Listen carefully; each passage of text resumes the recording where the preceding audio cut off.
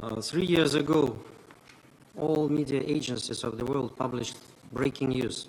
Hundreds of bodies were found on the streets of a small Ukrainian town of Bucha near Kyiv, all of them with their hands tied.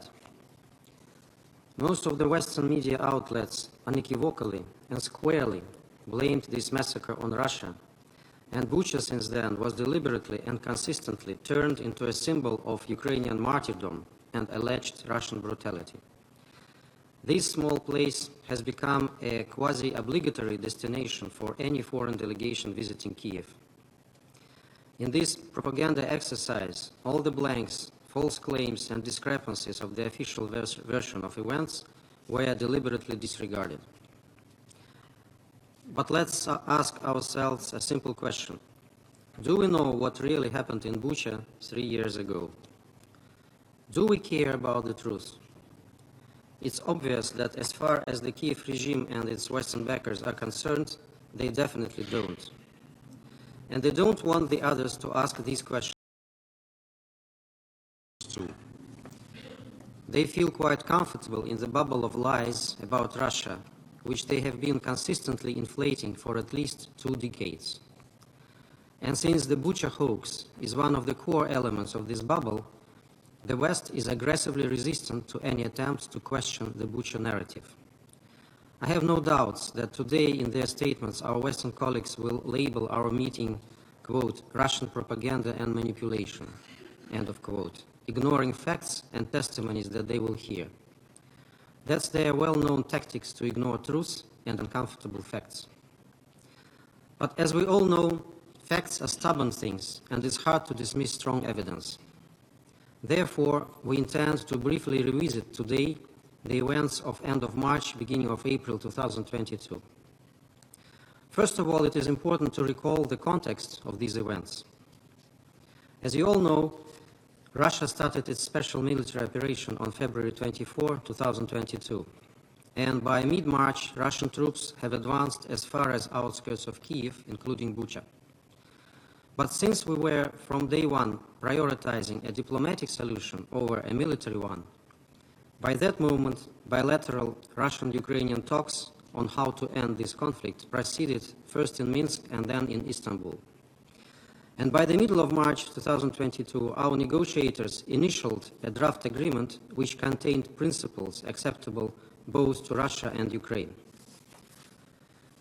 Given such a progress, as a gesture of goodwill, Russia took a decision to voluntarily withdraw from a number of northern regions of Ukraine, including the Kyiv Oblast, where Bucha is situated.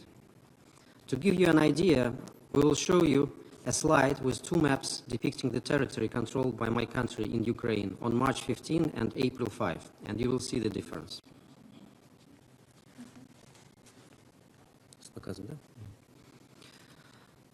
But as everyone knows today, these peaceful efforts were derailed primarily by our British colleagues who convinced Zelensky that if he rejects this peace offer and opts to fight for Western geopolitical interests, he will be able to defeat Russia with the economic and military support of the West.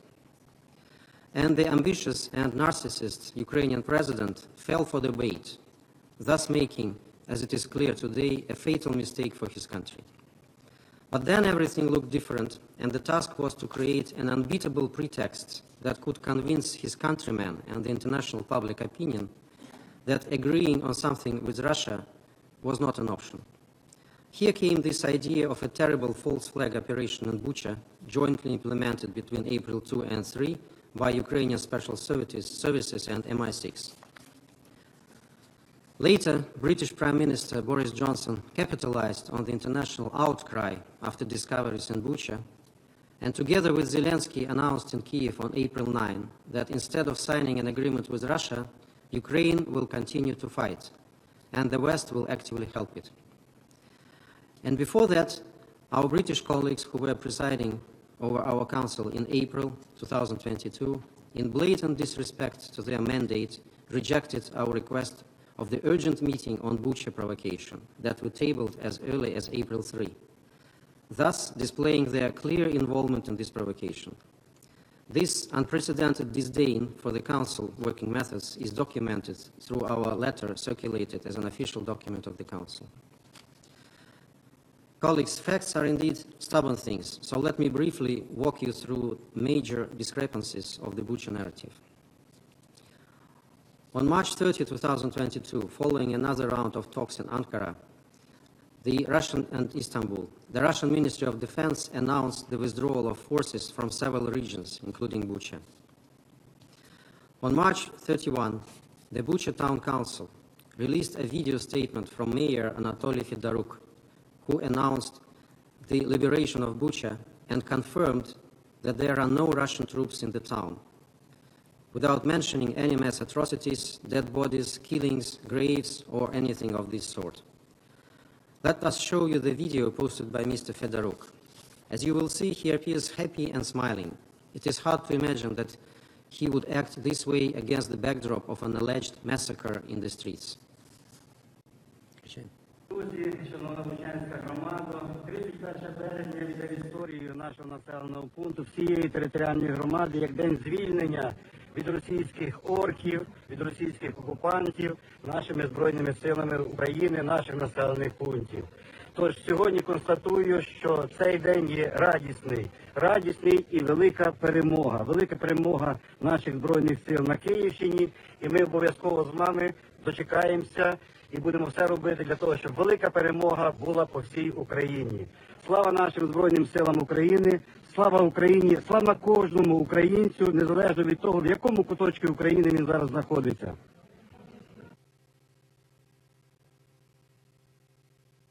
So it's March 31st. On April 2nd, 2022, the National Police of Ukraine shared footage on its Telegram Messenger channel showing Ukrainian special forces entering Bucha, which you see on the screen. The footage shows no dead bodies in the streets. The police personnel interviewed several people in different locations across Bucha, yet none of them mentioned any massacre or mass killings. The camera also captures broader areas behind these people with no dead bodies in sight. To sum up, for 4 days after the Russian military left Bucha, there was not a single sign of any atrocities.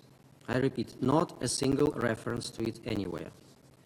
There were also numerous images of photojournalists swarming around the streets of Bucha during these days, taking pictures on top of one another. The pictures themselves were rather standard for a conflict zone: burned military equipment and damaged surroundings, which is explainable since Ukrainian forces had been heavily shelling the town while Russian army was there. But what is missing on all these early photos of Bucha immediately after withdrawal of Russian forces are bodies and the signs of mass executions. Let me draw your attention in this regard to another infamous video that was posted by a certain Ukrainian neo-Nazi Serhiy Korotkikh, the leader of the Ukrainian territorial defense units that entered Bucha after the withdrawal of Russian forces. It depicts members of his unit discussing whether they should shoot people not wearing blue armbands, the sign indicating support for the Kyiv regime. And you understand that these could be only civilians, as the Russian forces had left the town 4 days ago. The commander's affirmative response is clearly hurt, permitting such actions. Although Korotkikh hastily deleted his video, copies remain accessible online.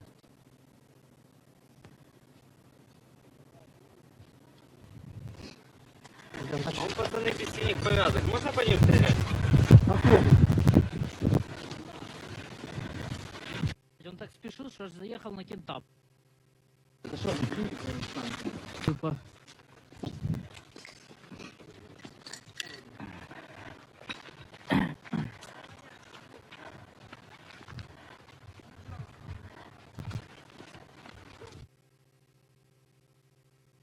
So, what we have just seen here is a selfie video of a renowned neo-Nazi who hates Russia and its supporters, giving a direct order to Ukrainian militants to shoot civilians without the blue armband, which perfectly explains dead civilians with white armbands or without blue ones in this area.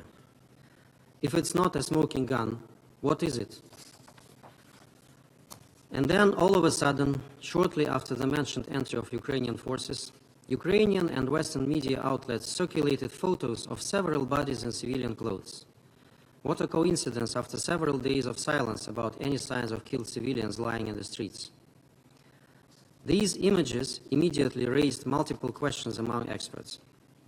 First, these were the same few bodies pictured from different angles, not hundreds or even thousands as claimed by the Kyiv regime.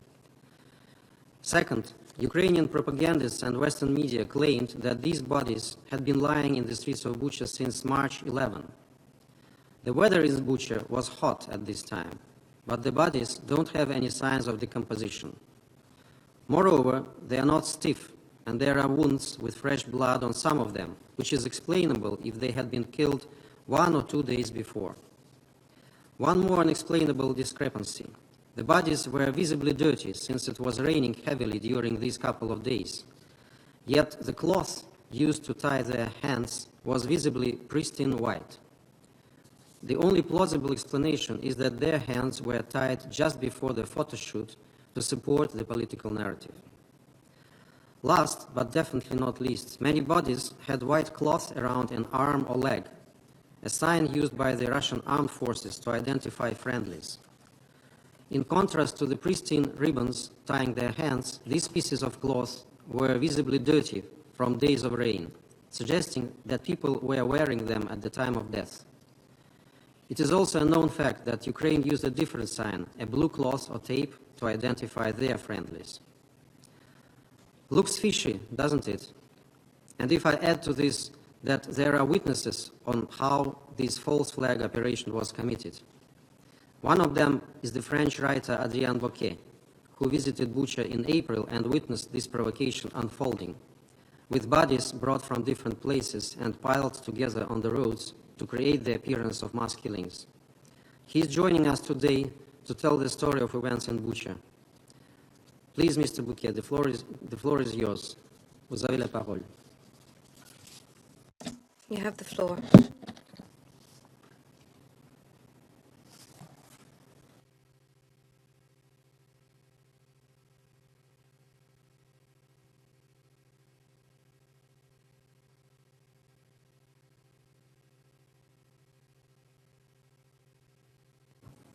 Monsieur Bouquet, vous avez la parole.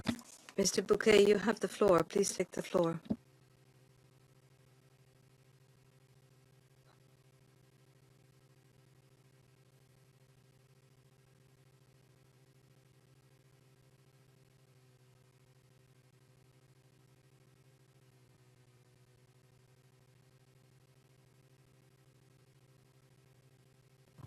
Monsieur Bouquet, vous nous entendez? Mr. Bouquet, can you hear me? You have the floor. C'est à moi? Is it my turn? Yes, you have the floor. J'attends la confirmation. Je vous le confirme, s'il vous plaît. I'm awaiting confirmation. You have confirmation. Very well. Thank you. Good morning. Good afternoon, everyone. Thank you for listening to me today. My name is Adrien Bouquet. I'm a French national, and I'm a former serviceman in the French military. In March and in April 2022, I went to the Ukraine through the Polish border, and I worked with doctors and nurses to help provide care for the refugees. Let me just clarify, refugees. I did not in any way take part in the war, either on the Ukrainian or the Russian side. I simply came to assist refugees. Unfortunately, when I arrived in Ukraine, the Ukrainian army came up to us, more specifically the Azov unit. Just to spell things out, I was dealing primarily with medication, and my task was to set up kits and to bring them into Ukrainian hospitals for distribution. We were intercepted a number of times by the Ukrainian army asking for that medication when the medication was to be used for children, just for children. On a number of occasions, we came across the Azov unit of the Ukrainian army, and around the 4th of April, and I may be mistaken by 1 or 2 days, let me just say that in passing, but around the 4th of April, we were in the outskirts of Kyiv, and these Azov units approached us. They came towards us, and they asked us to follow them. A number of soldiers climbed into our vehicles, and we headed towards Bucha. When we arrived in the suburbs, we were checked at a number of checkpoints, but as we were medical volunteers, we were not searched or checked because we were with Azov soldiers. So we were allowed through without our passports being checked or even our vehicles being searched. We came to the outskirts, the eastern suburbs of Bucha, and we saw vans which had corpses inside of them. And these corpses were being unloaded on the roadside and on the sidewalks. So there were individuals dressed as Ukrainian military and some dressed as civilians. So these corpses were unloaded and placed on the sidewalks and on the roads. We found that strange, but we continued on our way. And then we came to the center of Bucha, where there were in point of fact, a number of trucks that had been burned out, and there were corpses here and there. Armored vehicles had been set on fire. But here again, we saw refrigerator trucks. And once again, they were unloading corpses on the sidewalks and on the roads. At that point in time, let me just point out that there was no journalist in the city. The city had been completely closed by the Ukrainian military. And we went through with the Azov units. So I asked an Azov serviceman, why are these corpses being placed on the sides of the roads, and who are these people? And the answer was that these are individuals who had passed away, who had died in the northeast of Ukraine. He did not clarify where exactly. That's the answer I was given, that these are corpses that come from the northeast of Ukraine.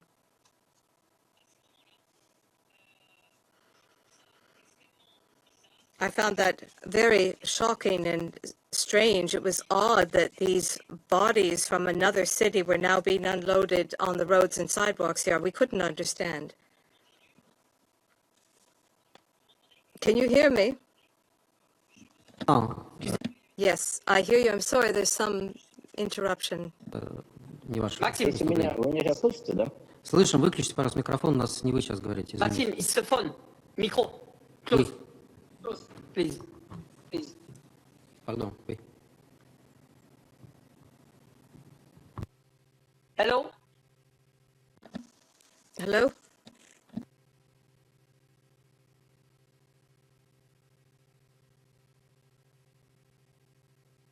Allô, allô?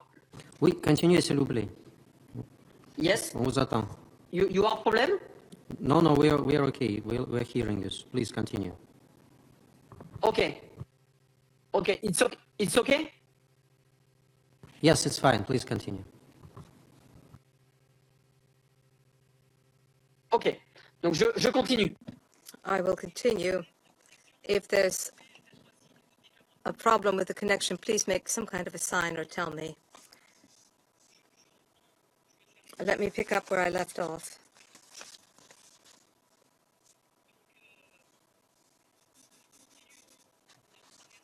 So we continued to cross through the city of Bucha, and we stopped because the military needed to pick a few things up. And at that point in time, we witnessed, I was not alone, we all witnessed Ukrainian servicemen and civilians, the same individuals who had unloaded the corpses on the side of the road. I saw them tying the hands of these corpses with a white cloth.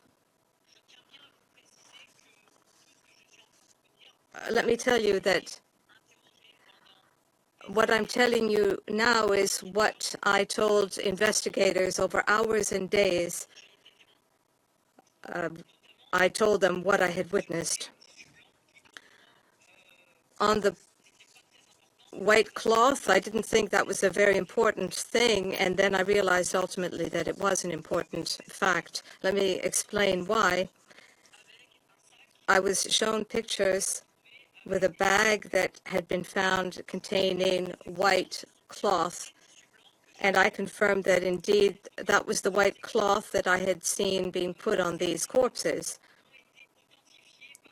These corpses have been authenticated by you internationally. These civilians had been killed a few days prior to these events, but a few days earlier there had been rainstorms.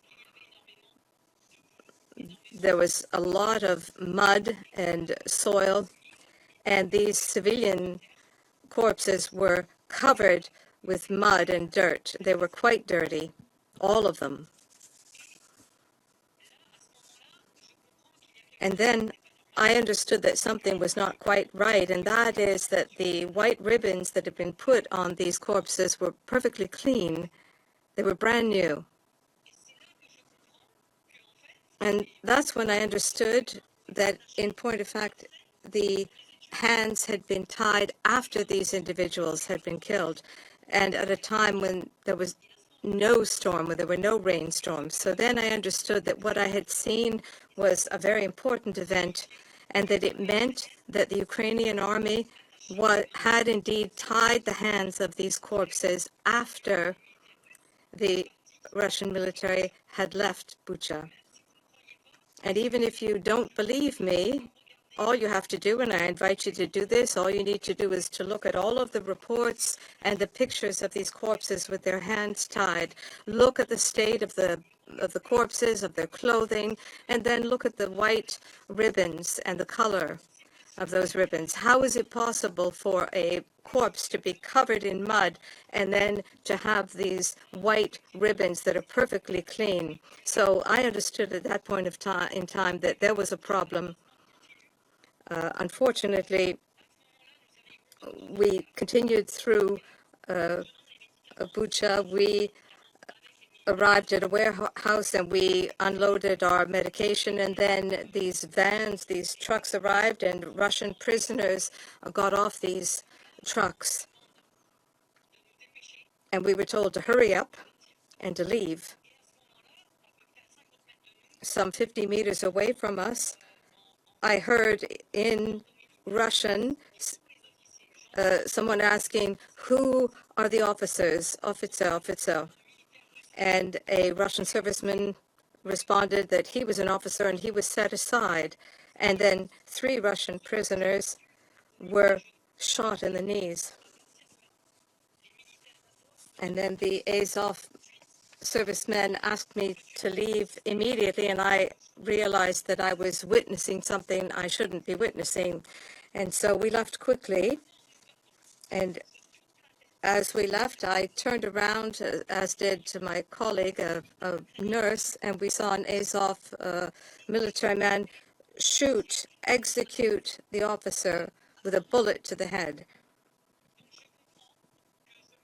So I understood that I had just witnessed a war crime. And with my volunteer colleagues, we agreed to leave Bucha as quickly as possible because we were quite afraid. We were afraid for our lives. So we asked to leave very quickly, and we used a certain pretext. We told the militia that we were out of medication and that we had to return to the Polish border to load up new medication. And fortunately, they bought our pretext, and we were authorized to leave quickly and immediately. So we left Bucha immediately. Let me just clarify here that I was with a female nurse, a volunteer from Beirut, and I was with a doctor, a volunteer doctor from Canada. So there were three of us. Three of us witnessed that execution of prisoners. And we also witnessed the fact that corpses were being placed on the roads and on the sidewalks, and we had confirmation that these corpses came from cities in the northeast of Ukraine. But at that point in time, I did not understand why these corpses were being unloaded. I only understood that several weeks later when I saw the images and I saw Ukraine saying that the Russians had killed these people. Then, whereas I myself had seen these corpses, and the military had confirmed to me that these corpses did not come from Bucha, that they came from other provinces, other cities in Ukraine. And that's when I understood that these corpses were being used, I think, to make people believe that a lot of killing was going on. Of course, undoubtedly, killings took place in Bucha, but not what you were shown in the media. I can tell you that I'm one of the only members of the media to have been in Bucha in the early days when the Ukrainian army recovered Bucha. And let me point out as well that I crossed the Polish and Ukrainian border on a number of occasions, several times with my passport, and I was checked, but also a number of times illegally without having my passport checked. As you know, at the beginning of the war, there were many places along the border were corridors, if you will. There were a number of places where refugees could flee, particularly refugees without passports. And we picked up these refugees and we took care of them on the other side of the border, on the Polish side. I'll try to wrap up quickly. Why am I telling you this story? Well, because when I returned to France, I had the courage to tell my story to the French media. They listened to me, and a few weeks later, they all turned against me. They made me look like a liar, and they twisted things I said, whereas I had simply told them what I had seen. Let me just point out as well that in France, if you say that you've witnessed a crime and that turns out to be false, then you risk several years of imprisonment. And let me just tell you that I was never arrested. I've never been in prison for having disseminated this information that I witnessed crimes in Ukraine. I wanted to clarify that because the information I gave to some French media was turned against me. They twisted the information around. If that information had really been false, then the French justice would have arrested me. I think that's an important point to make because it's very revealing. Subsequently, my life has changed completely. I've had death threats. a number of threats. Things have been very complicated. I lost my job. I lost my house, simply because I told people what I had seen and experienced in Ukraine. I then decided to go to the Donbas to see what was happening on the other side. So a few months later, I went to the Donbas, summer of 2022, to see what was happening on the Russian side so that I could compare. Again, let me tell you that I am one of the only international war reporters to have been in Ukraine and in Russia during this conflict.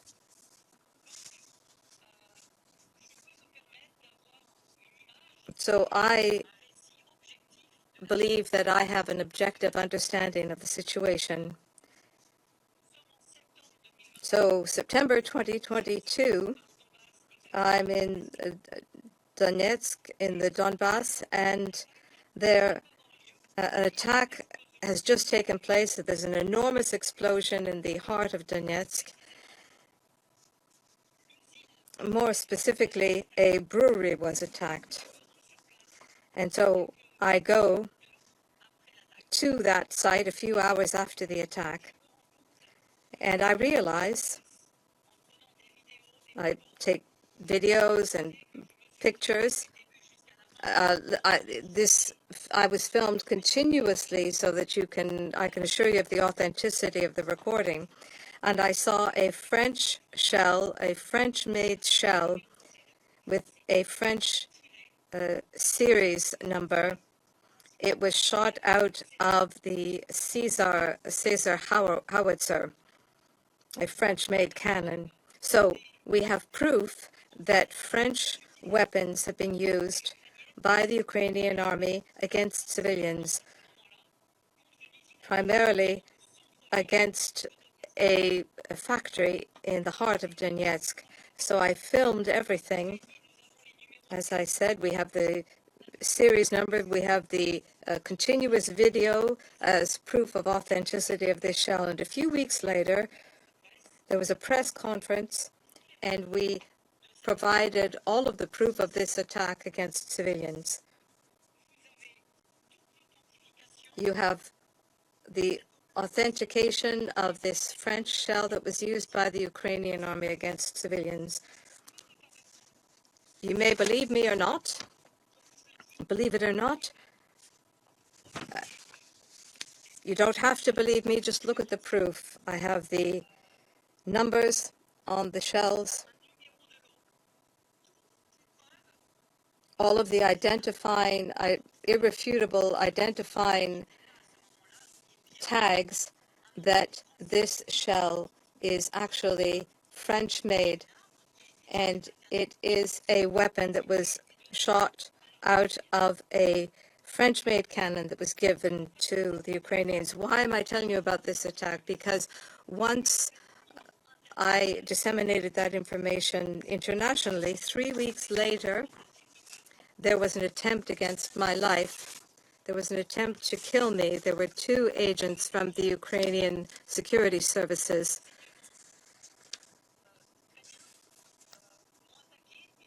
attacked me. They stabbed me several times, and I survived the attack. From that moment on, I understood that people wanted to shut me up. They wanted to kill me, to keep me from telling my story. I know that there have been attempts against my life. It's dangerous, but I'm determined to continue and to disseminate anything I find regarding these attacks. Of course, we're in 2025 now, and I've witnessed some 30 attacks against civilians in the Donbas with the use of French weapons. And I have written to you, I've written to the United Nations a number of times to tell you about these French weapons that are being used against civilians in the Donbas. Unfortunately, I've never received an answer. Today, I'm thankful to you for having listened to me, and my only request today would be, please, I beg you, please send investigators to the Donbas on the Russian side to come and identify these attacks which have been taking place for the past 3 years. Please send investigators, UN investigators, to identify these attacks which have taken place in the Donbas on the Russian side. I have been in the Donbas. I spent some 2 years in the Donbas, and I never saw any UN investigator come to see what has taken place. So today, please consider what is taking place there. Women and children, older persons who were dying, people who have died under the shelling from American and European shells that have been given to the Ukrainians. Since the very beginning, the Ukrainians are using American and European weapons to kill civilians. Please come investigate what is happening there. Please do that for the civilians. I remain at your disposal if you want any additional information. I've been investigating for more than 2 years. I've investigated these Western weapons that have been used against civilians. If you want me to come to New York to give you my reports over the past 2 years of these weapons used against civilians, I will come to New York and I will share everything with you that I have collected.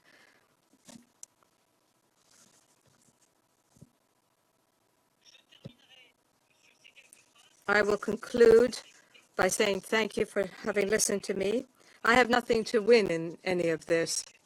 I've lost everything. I lost my family. I've lost my job. I've lost my house. I can't go out into the streets. I have to stay hidden, and I'm afraid that someone will kill me, will try to kill me. That's how much my life has changed. But I want this war to end. It must end. I can no longer watch civilians die in this war. The war must end to save these civilian lives. But as you know, if there have been Russian crimes, those need to be punished as well. But if there have been Ukrainian crimes, they must be punished as well. And I'm here before you today to ask you quite simply to open investigations, to come on site. Please come see what is taking place and what has taken place. That's the only thing I'm asking of you today. Once again, thank you very much for listening to me, and I remain at your full disposal. I can come to New York if need be. Once again, thank you very much for listening to me. Thank you. Merci beaucoup, Adrien, pour votre témoignage. Thank you very much, Adrian, for your testimony and your outstanding courage. It's important for the world to learn the truth, even if the truth is very inconvenient for our Western colleagues. Very important to hear another witness, Mr. Gonzalo Lira, and we would have readily invited him, but unfortunately he was tortured to death in Ukrainian prison. No one has been held responsible for the death of this US citizen, but his debunking video on Bucha fake lives on. So, did anyone pay any attention to these astounding discrepancies and clear testimonies? The answer is no. And there are many others which I will not quote today given our time limits. Instead of displaying their investigative talents, Western media, Western journalists rushed into propagating shallow, baseless accusations against Russia. Was there an independent public investigation in Bucha conducted? No. Moreover, Ukraine and its supporters during these 3 years have failed to provide any trustworthy evidence proving that civilians were killed in Bucha by Russian forces. They have not disclosed even the most basic details, such as the identities of the deceased or the results of the post-mortem examinations. We repeatedly requested this information, including through the UN Secretary General, but in vain. And having listened to Adrian, I think you understand why Ukraine prefers to withhold this evidence, if it has it. I also have to mention that the role of certain UN officials in promoting this provocation is deeply troubling. Instead of maintaining the impartiality required by the UN Charter, they have actively engaged in spreading unverified and unsubstantiated allegations. For example, the report of High Commissioner for Human Rights, Volker Türk, dated 7 December 2022, pretentiously entitled, quote, "Killings of Civilians, Summary Executions and Attacks on Individual Civilians," end of quote, establishes the number of dead civilians as 1,365 in the Kyiv region, including 422 in Bucha, relying solely on a single source, a Facebook page of the main department of the National Police in Kyiv region.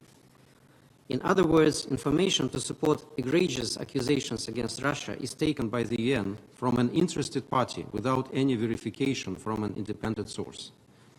Moreover, today, web links indicated in the report no longer work. If you try to follow them, all you get is a notification that the author blocked or deleted the content. Thus, all numbers used in the report are completely baseless, having been taken from biased, unverified, unofficial, and no longer available source. Interestingly, the same report, when referring to number of deaths allegedly documented by OHCHR itself, uses much lower number, 441 killings of civilians, and that's not only Bucha, but several other regions as well. And when it comes to presenting specifics, you get even less. Report claims to present in detail 10 selected cases of killings of 21 civilians, down from 1,365 to 21 dead in just 3 paras, 25, 26, and 27 of the text.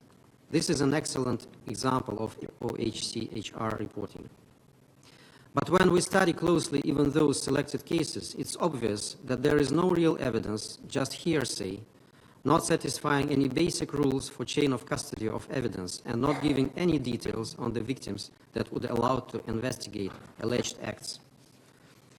Author of the report, Mr. Volker Türk, defended its authenticity and in his letters addressed to us claimed that OHCHR had documented serious violations of international human rights law and international humanitarian law attributable to Russian armed forces during field visits to Bucha.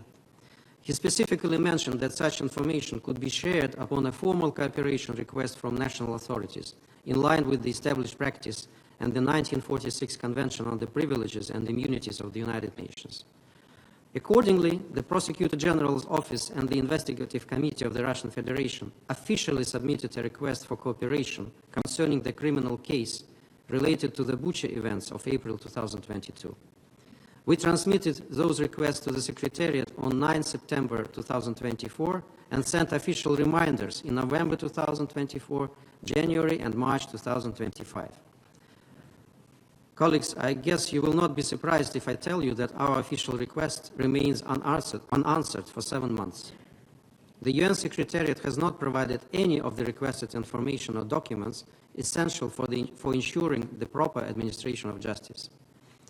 This inaction contradicts Section 21 of Article 5 of the 1946 Convention, which explicitly states that the United Nations shall cooperate with member states to facilitate the proper administration of justice. The continued silence from the Secretariat only proves that there is no documented evidence supporting the Bucha claims. Today, it is also crystal clear that the so-called Bucha massacre was a monstrous provocation staged by Kyiv and its British backers to thwart peace, perpetuate the conflict, and pressure other Western allies into supplying weapons to Ukraine.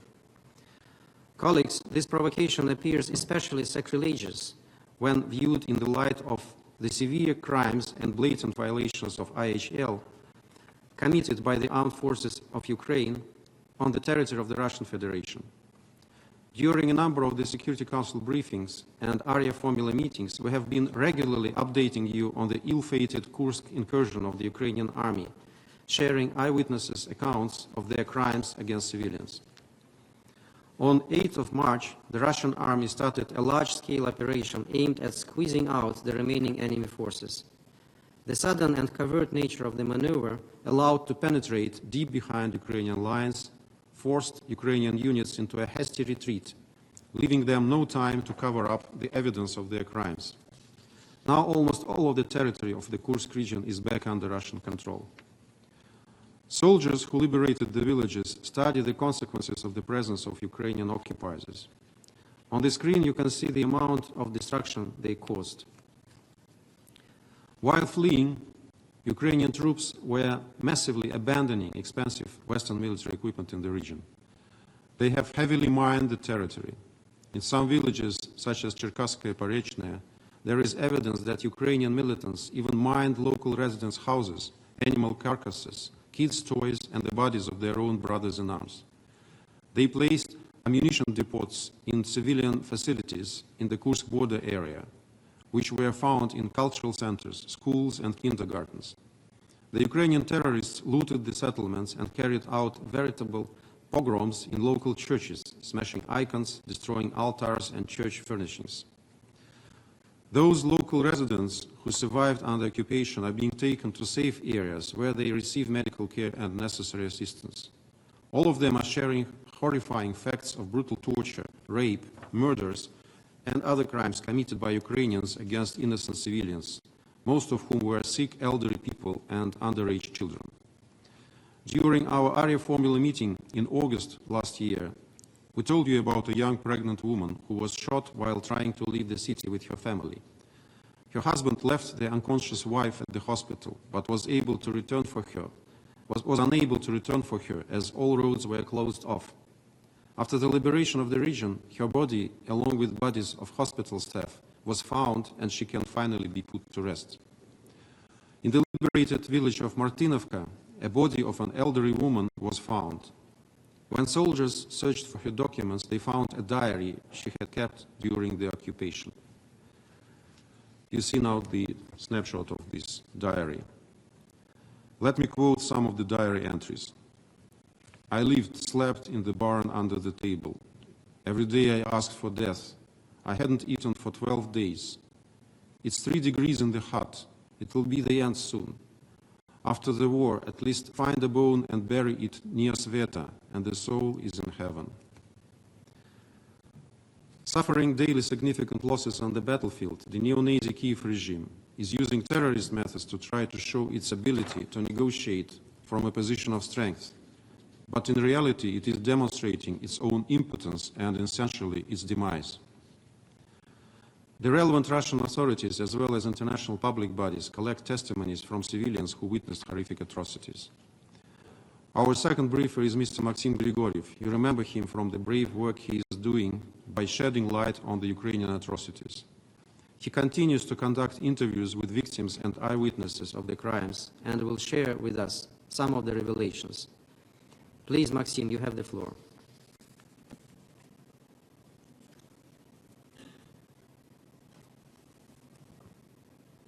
Максим, мы вас не слышим. Maxim, we can't hear you. Your mic is off.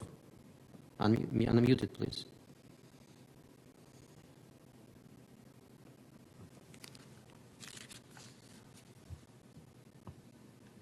Apparently, we have some technical problems. Максим, вы нас слышите? Поднимите большой палец, если слышите. Мы вас не слышим. Мы вас не слышим. So we will proceed with the next. Yes. Сейчас меня слышно? Сейчас слышим, пожалуйста. Да. Уважаемый. Distinguished Chair, distinguished participants, I would like to confirm our International Public Tribunal on Crimes Committed by Ukrainian Nazis. Our tribunal confirms what we have just heard. We worked in the Kursk Oblast very recently. I personally was in Suja and other towns recently liberated from Ukrainian occupation.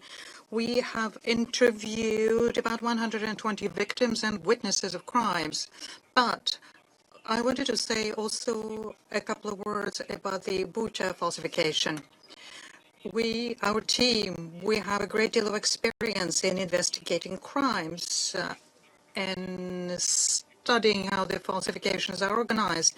At one point, we investigated the falsifications by the White Helmets in Syria and can say very clearly that the techniques used in Syria then are being used currently by Ukraine and Western countries, but in a much more bloody manner. In Syria, for example, people were used who were play acting dead, but the neo-Nazi regime is now intentionally killing his own people so as to accuse Russia of that. And Western mass media and Ukrainian mass media are directly involved in this. They understand that that footage that they're generating, well, those people in those frames a couple of moments ago had been alive and they were killed for the purposes of that footage. We do have witness accounts from hundreds of civilians who are telling us that the towns in the Donbas at the time when they under the Ukrainian control were regularly shelled by the Ukrainian army. And the victims and witnesses confirm that these shellings and the killings of civilians were carried out exclusively for the purposes of providing footage for the Western and Ukrainian propaganda. Let me just give you some exact quotes out of the many witness accounts, hundreds of witness accounts that we have garnered.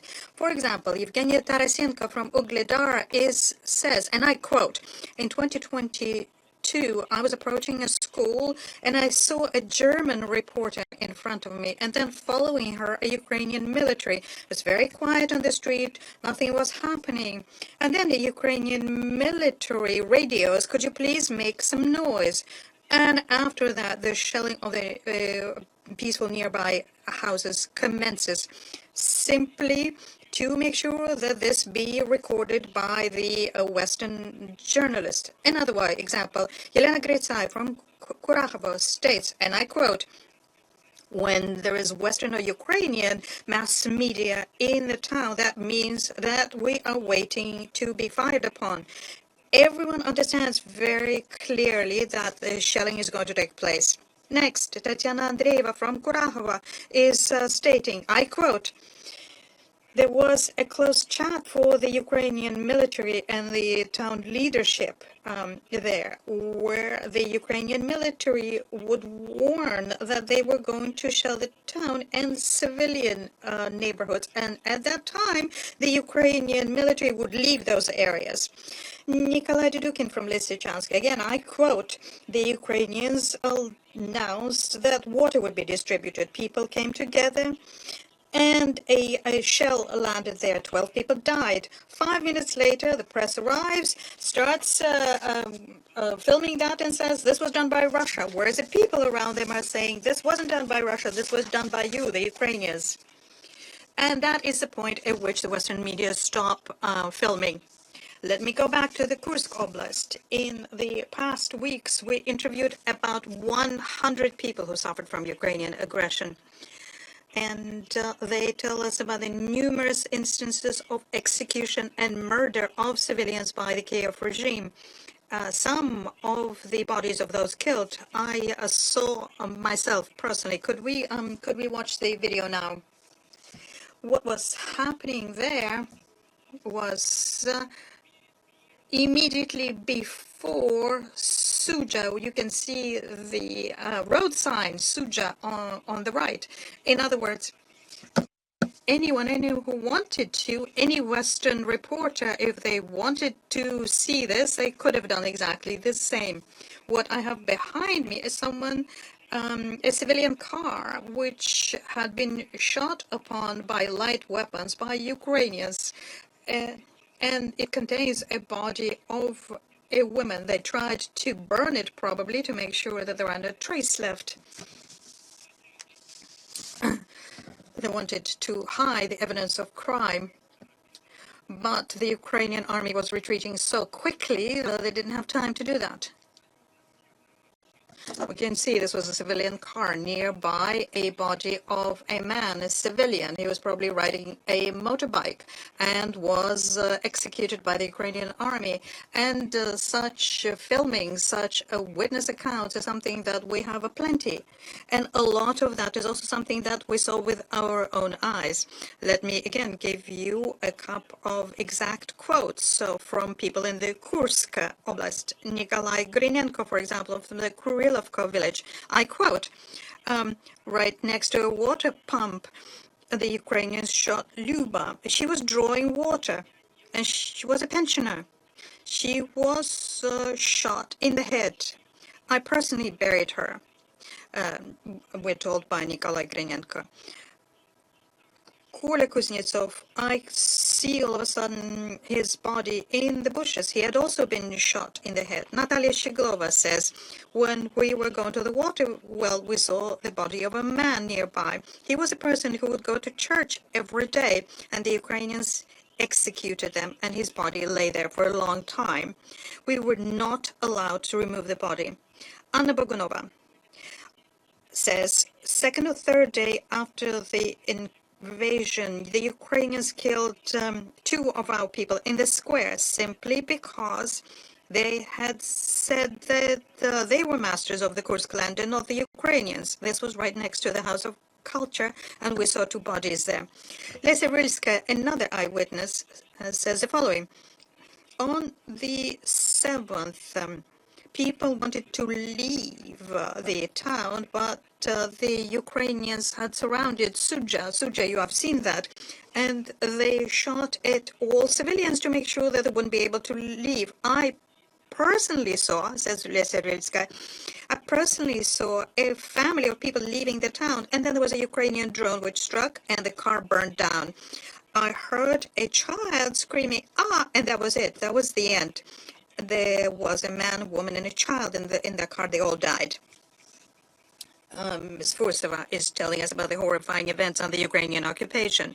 She says that the Ukrainians executed people in various places. We, my son and I, we went to Suja, to our house, and saw people's bodies lying on the street. Right next to the children's home, 2 Roma people had been killed. At the train station, 3 bodies. Kolya Orechov had been killed. About 20 people had been killed. Out of those, I personally knew alone.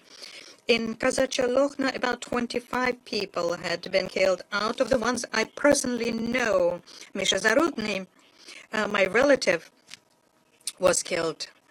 People in the Kursk Oblast are telling us about the instances of rapes and brutal beatings by the Ukrainian military. Nina Bondareva, for example, says, I quote, we went to draw water into Zabrodak Street and we saw a man crying there.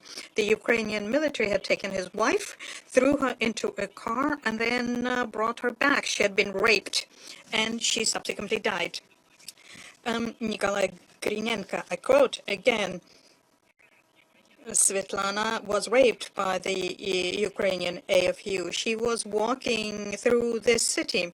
She was going to draw water. She was raped by the Ukrainians and beaten. We have recorded many instances when the Ukrainian armed forces intentionally killed civilians using light weapons or drones, drops, or FPV kamikaze drones.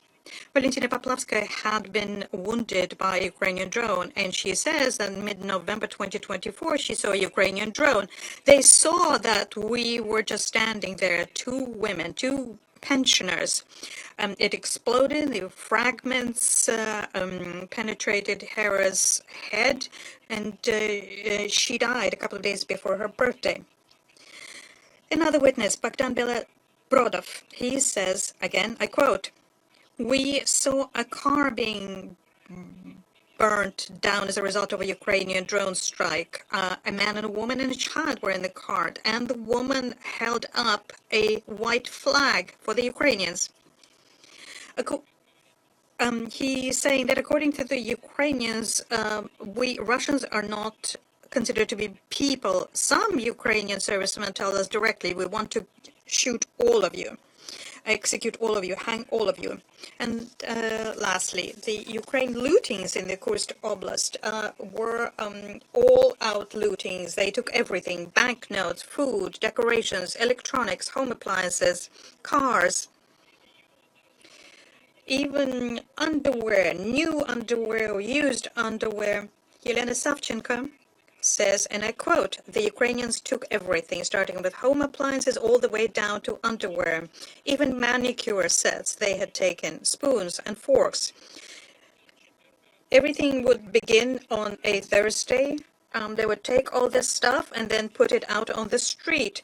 On Friday, they would upload all of that, and the truck goes into Ukraine. And this happens every week. Natalia Shiglova says, and I quote, "I met a woman of an acquaintance of mine. She tells me that a person with disability was living in that building over there. The Ukrainian military entered the building and took everything, even the Pampers." Let me just say, in our materials that our international tribunal had collected, none of the eyewitnesses are trying to hide their names, and anyone who is interested could interview them. In the very near future, we are going to present a separate report on the eyewitness accounts of people in the Kursk Oblast, and it shows the Kyiv regime's true colors, how they systematically kill the people in the Kursk Oblast, including women and the elderly, using their light weapons or using the unmanned aerial vehicles. And they also intentionally destroyed churches, hospitals, residential buildings, and other civilian infrastructure, and all-out looting.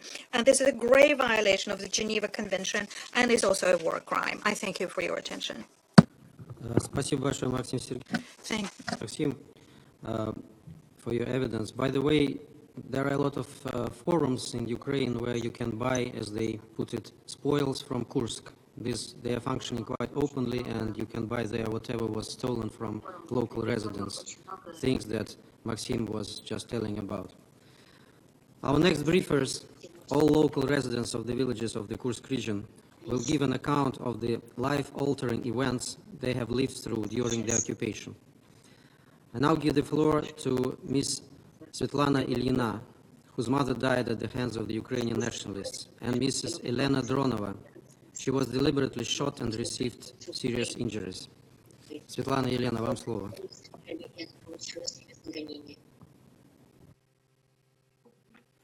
Здравствуйте. Мама Ирина Галина Александровна, пенсионерка, в возрасте 72 года, проживала в Сибири. Apologies, there's interference on the line. It's very difficult to hear the speaker. Вторглись украинские солдаты на территорию Сержанского района. Моя мама находилась дома в селе Черкасско-Поречное. 7 августа, в первой половине дня, я ей позвонила и попросила, чтобы она уезжала. Также я предложила приехать ее забрать. Она отказалась. Сказала, что у нее... She said then that everything was okay and I shouldn't worry. And later in the day, she disappeared. In November, I found out that a woman left Cherkasska, a woman who lived right next to my mother. This was my mother's neighbor. I went to see her, and she told me that on the 15th or 16th of August, she had heard shooting in the street. She was afraid and ran towards the end of the street. And from there, she saw that Ukrainian servicemen had entered the street. They were walking down the street and shooting into the windows of buildings. My mother stepped outside. The Ukrainian soldiers surrounded her. This neighbor of my mother's then ran away. And that was the last time my mother was seen alive. In February, on the 27th of 28th, I was told that a man had arrived from Cherkasska. He lived right next to my mother. So I contacted him. His name was Mr. Stanenko. I contacted him, and he told me that at the end of October, beginning of November, he was in the building where my mother used to live. The building had been destroyed. In one of the rooms destroyed, he saw the body of my mother. It bore the signs of being fired upon. She was dead. He identified her. In that room, we had a picture of my brother who had been a policeman, and he wore the police uniform in the picture. And there was also a picture of my nephew in his military uniform from when he was in the army. On the 11th of March, I saw a video. I said, this happened after the Russian soldiers, our soldiers, had entered Cherkasska and found the body of my mother lying down in that room. So I identified the body. The only thing I can't understand is why is it that she was killed. She was a pensioner. She was 72 years old. She was no danger at all. She was just simply executed. Thank you. Здравствуйте. Good afternoon. My name is Elena Drugova. I live in Novoivanevsk. On the 6th of August, the Ukrainian forces entered our towns. They checked our documents, went from building to building, and asked everyone, remaining civilians, to come to the center of the village to have us grouped all together. I lived with Olga Hodorenko. She is wife of my father. So we moved into that house. I don't know what it is that arrived, but the roof was destroyed in that building. So we moved to another one, which used to be an old bathhouse. So we went there.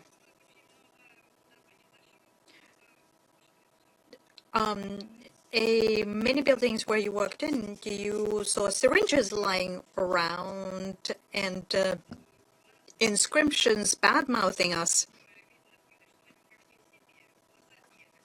And we saw people who did not look all there. They had a particular gaze. They looked almost drunk. On the 18th of October, we went to collect our potatoes and the 2 dogs. And before we arrived at our previous dwelling, an automatic fire started. We fell down on the ground, and the first bullet grazed me on the back. So I understood that this was very real, very serious, that people are being killed, people who are lying down on the ground, not standing up, not running, lying on the ground. And I said to Olga, this is not a joke. Let's just try to crawl away somewhere. Otherwise, we're going to be killed right here and now. So she crawled into one of the orchards, and I crawled down the street about 5 meters to the next house, where I hoped to hide. Bullets continue flying, and a couple of bullets reached my elbow and then my calf. It was very painful. Then my thigh, my bone was broken. I was thrown up. My leg was broken. I was lying in such a way that I couldn't move my legs and my arms, so I was screaming for help. Using my right arm, I managed to pull my leg from right under me. Then people came around. The bullets stopped, but I could hear them standing there and laughing in mockery. If they wanted to kill me, they would have killed me. No, they were shooting my limbs to make sure that we suffer. The neighbors dragged me into their house and treated my wounds. And on the 21st, I learned of another story. We had a person with disability living across from us. She has diabetes, and her leg is half amputated. She was in a wheelchair, and they were living in the basement. And on the 18th, when we were shot upon, also in their basement, something happened. They were in the basement, so the husband walked out of the basement to find out what was going on. No one said anything. They shot him through an automatic rifle. He fell into the basement, and then a grenade was thrown into the basement following him. His wife in the corner and the babushka, they were not hit. The wife and the babushka sat by the corpse for 2 days. Only 48 hours later, she crawled out of the basement and started screaming for help. It was only then that the story came to light. And people, of course, helped her. And then Babushka also was killed by a drone. People were ordered to fire upon us, even though they all knew, the Ukrainian military knew that we were all alive, 7 of us in one building.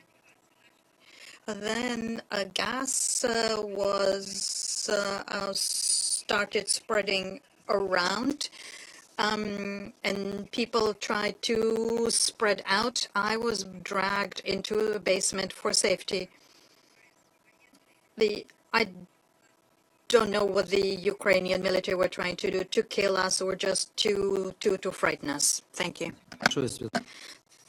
Thank you very much, Svetlana Yelena. I understand that it must have been very difficult for you to say all these things, how difficult these memories are, but it's important to make sure that the world knows all of that. Thank you very much. I'd like to listen to invite you to listen to testimony of Father Evgeny. He's in the hospital right now, but he also decided to speak to us.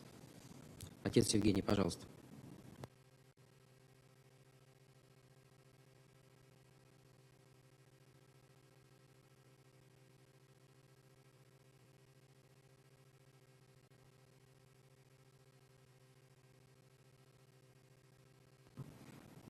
Отец Евгений, вы нас слышите? I'm afraid we have no connection. It's technically very difficult to bring so many people from different places all over the world. Отец Евгений.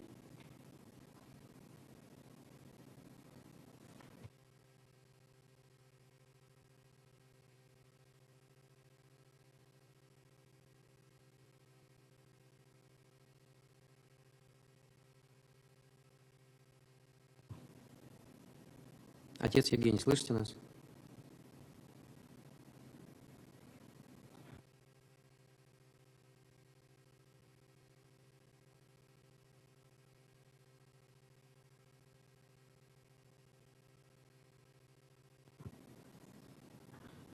Отец Евгений, мы вас видим, но не слышим. Говорите.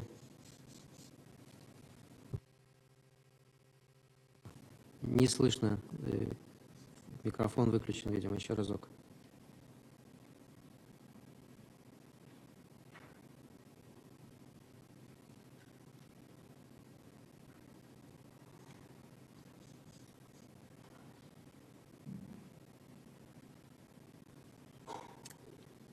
Нет звука по-прежнему.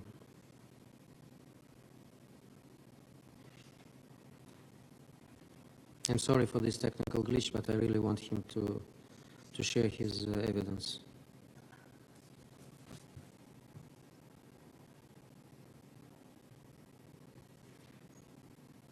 Попробуйте еще раз.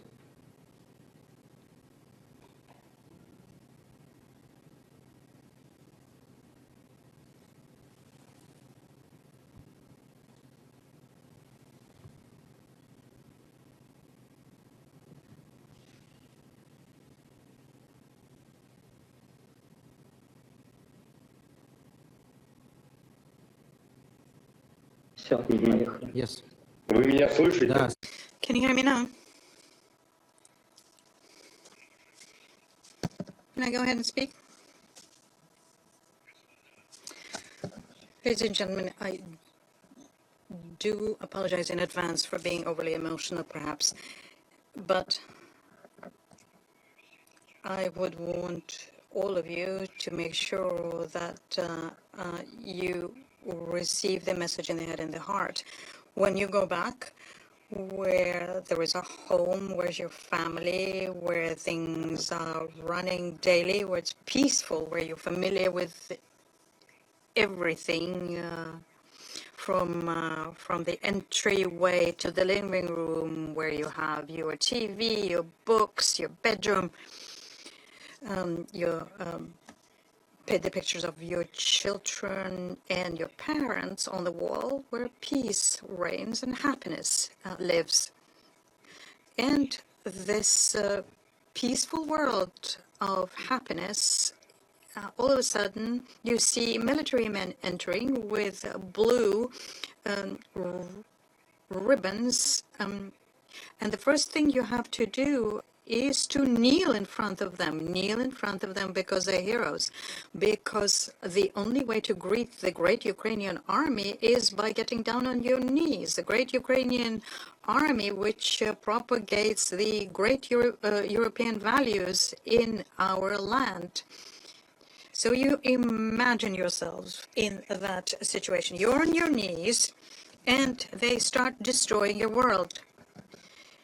Shoot the pictures of your children, destroy your bookshelves, your everyday life, the coziness of your home, everything that you've been surrounded by and constituted your happiness and peace. Then they take your daughter and lead her into the bedroom. And in the master bed, where you may have conceived her, what they do with her is they rape her, all of them, and then they kill her. They shoot her in the head.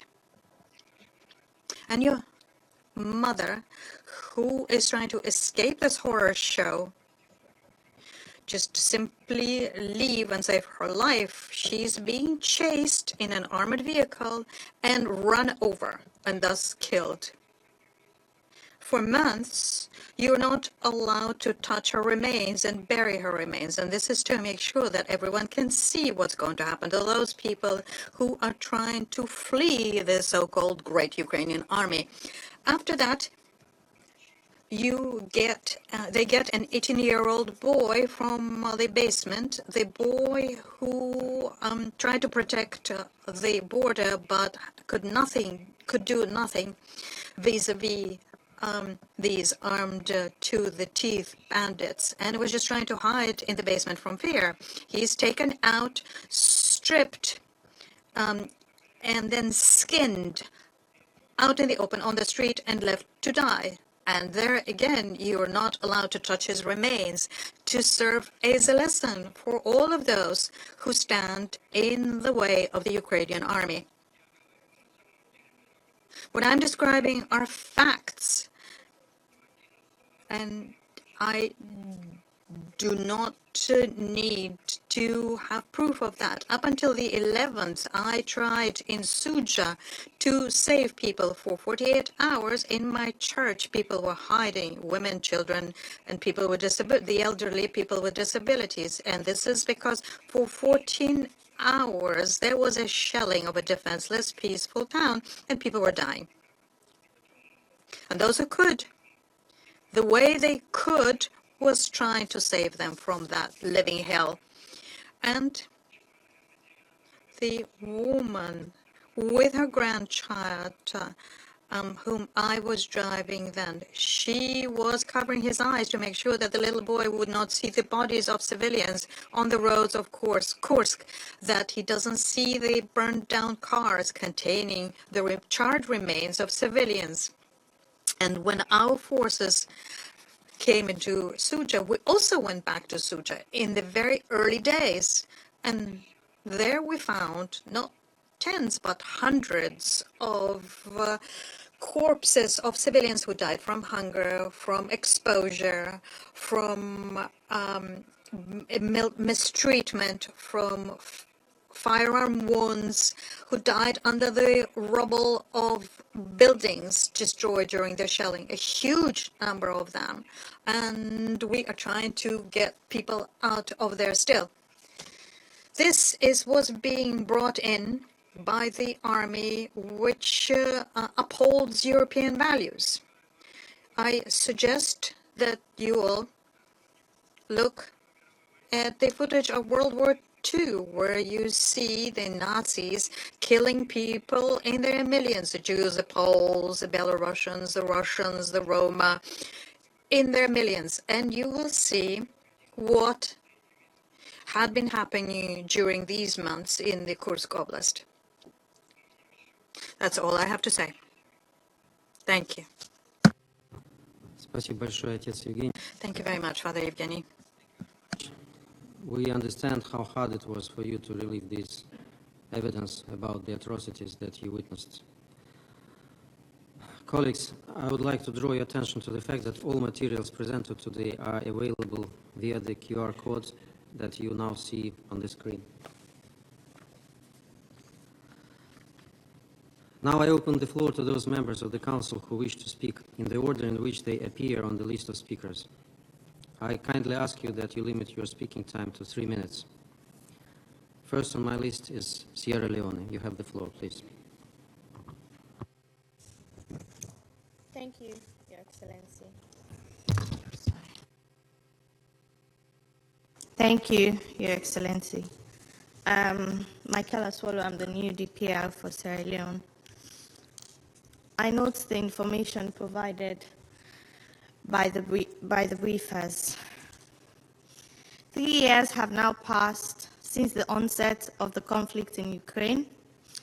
3 years marked by immense human suffering, destruction, and displacement.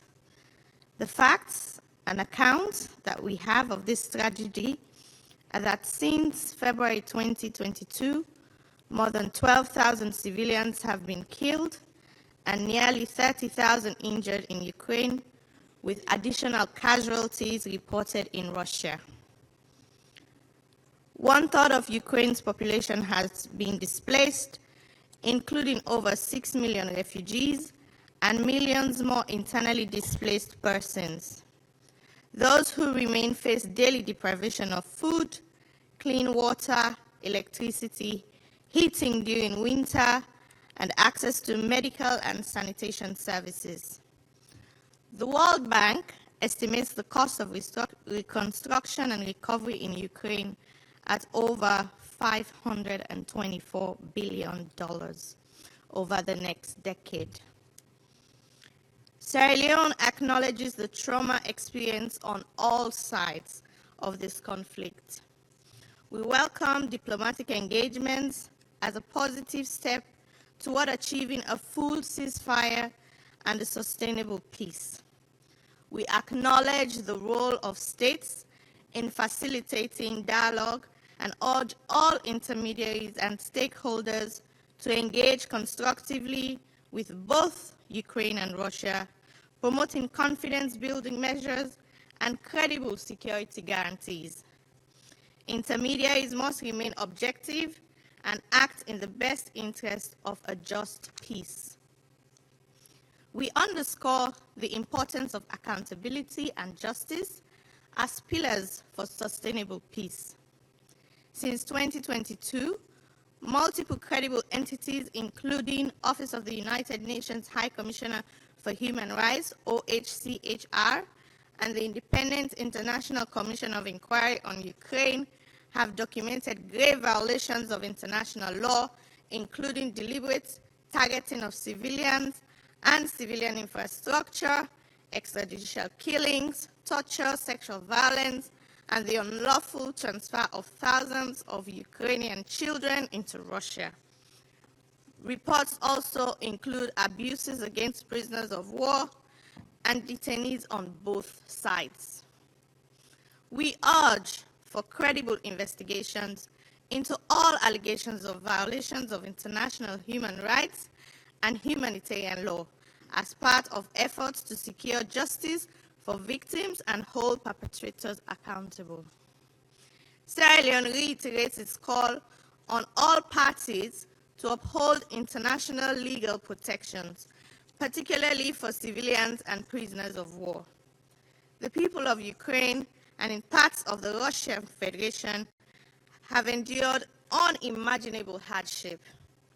A peaceful and just resolution must be pursued through diplomatic means and in full respect of the Charter of the United Nations, especially the principles of sovereignty, independence, and the territorial integrity of states, including Ukraine, within its internationally recognized borders. In closing, Mr. Chair, we wish to underscore the threat posed by the misuse and abuse of information, as well as the deliberate spread of disinformation during armed conflict. Such campaigns, regardless of their source, erode trust, inflame tensions, and sabotage efforts towards dialogue and peace. Sierra Leone emphasizes the imperative to combat the spread of disinformation and to uphold the integrity of public discourse, especially in matters relating to international peace and security. The manipulation of narratives must end in order to create an enabling environment for honest engagement, mutual understanding, and sustainable peace. I thank you. Thank you very much. Next on my list is representative of France.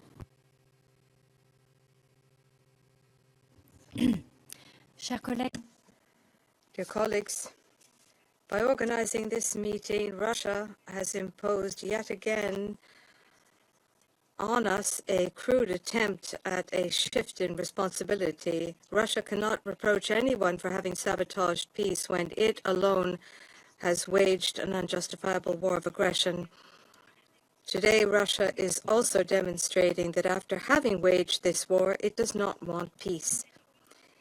Nor can it denounce misinformation while it continues to deny atrocities committed, including in Bucha, and when it also engages in misinformation campaigns. I will make three comments. Firstly, independent investigations have determined that Russia has perpetrated serious and systematic violations of international humanitarian law and international human rights law in its war of aggression against Ukraine. These violations constitute war crimes and crimes against humanity. The most recent report of the Independent International Investigating Commission on Ukraine, introduced on the 19th of March to the HRC, reports on forced disappearances, executions, torture, sexual violence inflicted on the civilian population, and war prisoners in the territories occupied by Russia.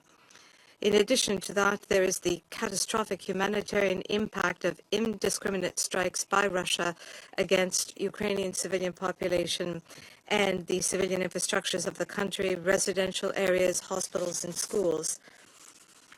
Day after day, Russia continues to strike the Ukrainian territory relentlessly, including civilian targets, taking new victims every day. It continues as well to strike energy infrastructures, defying the moratorium to which it committed in Riyadh. We firmly condemn these actions. Second point, Russia is prolonging this war of aggression through massive disinformation campaigns. Its war has no justification either in practice or in law. Russia is fabricating false claims, distorting facts, and sowing doubt. Since February 2022, in France, we have seen an increase in digital interference and distortions of information coming from Russia and from actors acting on behalf of Russian interests. They involve an increase in false accounts, the dissemination of content on social networks, and the theft of website identities. These Russian operations have increased in Europe and elsewhere in the world in an attempt to destabilize. Finally, it is up to Russia to show that it wants peace and to act accordingly. But at this stage, it is showing just the opposite. Ukraine has proven that it wants peace. It has expressed its readiness to have a complete and ceasefire without preconditions when it has been the victim of aggression. We are expecting the same level of commitment from Russia. In contrast, Russia continues its delaying tactics, and this meeting is one further proof of that. With our partners, France will continue to work for solid and lasting peace in Ukraine. We will continue to support Ukraine because it has the right to defend itself and because it must be in a position to engage in negotiations in the right conditions, working towards just and lasting peace. As has already been affirmed by the UN General Assembly on a number of occasions since February 2022 and 2 more times since the 24th of February, with a very obvious and overwhelming support, peace must be in compliance with the principles of the UN Charter and include the sovereignty and territorial integrity of Ukraine and respect for its security interests. Thank you. Next on my list is Greece. Thank you, Chair. We take note of the statements by the briefers, and I would like to make a few points on behalf of my delegation. First, what happened in Bucha during the occupation of the town by Russian forces in February and March 2022 is hard to refute. The relevant evidence is plenty, inter alia survivors' accounts, videos, images, leaked communications. The events have been reported by multiple reliable sources, among them the Office of the High Commission of Human Rights, through its Human Rights Monitoring Mission in Ukraine, which has verified summary executions in places of detention and on the spot, as well as attacks on civilians. There is also ample evidence of war crimes perpetrated not only in Bucha, but in other liberated towns and villages across Ukraine.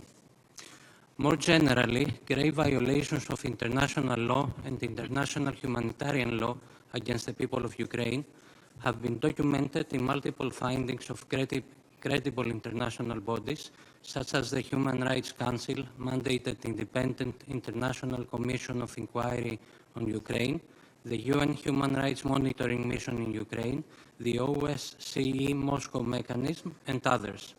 The latest report of the Independent International Commission of Inquiry, published on March 11th, concludes that Russian authorities have committed enforced disappearances as part of a widespread and systematic attack against civilian populations, and confirms previous findings that Russian authorities have used torture systematically as an instrument of social control, which amount to crimes against humanity. Second, Russia brings forth to the Security Council, albeit in this informal setting, this discussion in order to obfuscate the facts, distract from the truth, and ultimately deny its own responsibility regarding war crimes in Bucha and other areas of Ukraine. Third, it is true that the horrific news of the massacres in Bucha did coincide with the peace negotiations in Istanbul in spring 2022 and affected them negatively, not as Russia claims as a fabricated product of Ukrainian and Western disinformation, but because the inhuman conditions faced by Ukrainians under Russian occupation were made abundantly clear. Fourth, Greece has expressed at the highest level its appalment for the atrocities perpetrated by Russian troops in Bucha, as well as other cities that were, and some still are, under occupation, namely Borodyanka, Irpin, Hostomel, and Mariupol. They have become and still constitute symbols of an unjust and terrible war, and the international community must therefore support the victims of these atrocities and all efforts to ensure full accountability as a prerequisite for just and lasting peace.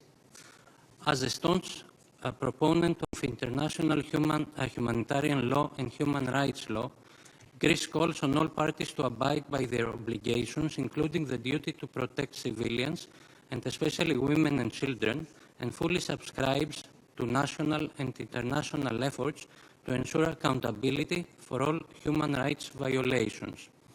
In this context, Greece fully supports the work of the International Criminal Court and reaffirms the importance of respecting the principles and values enshrined in the Rome Statute, as well as the need for accountability concerning the war of aggression against Ukraine.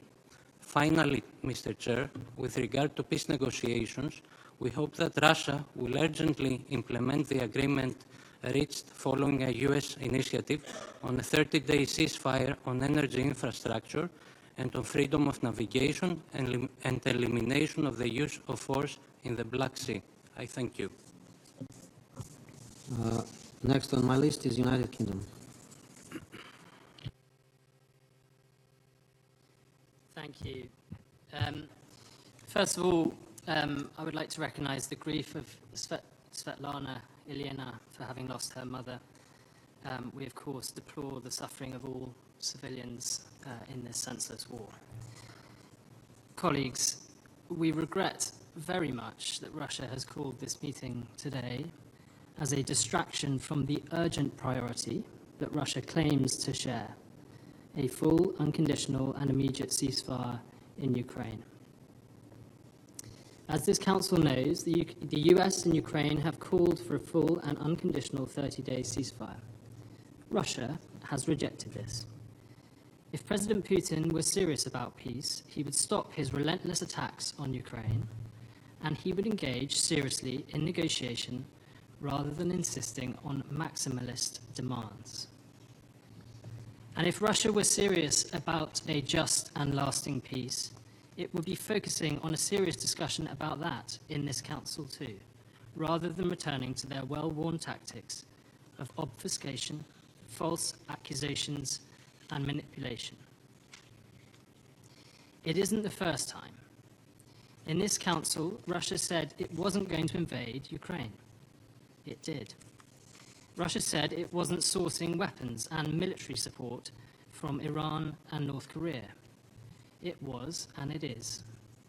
Russia says it isn't breaching the Charter or Council resolutions. It is. All of us in this room have seen the evidence with our own eyes. Believe it or not, Russia even spent more than 2 years pretending it wasn't at war. It said instead that it was simply a special military operation. Hundreds of thousands of Russian troops invaded. Hundreds of thousands of Russians have been killed or injured. And yet the Russian government has imprisoned people at home for that simple truth, for calling this a war.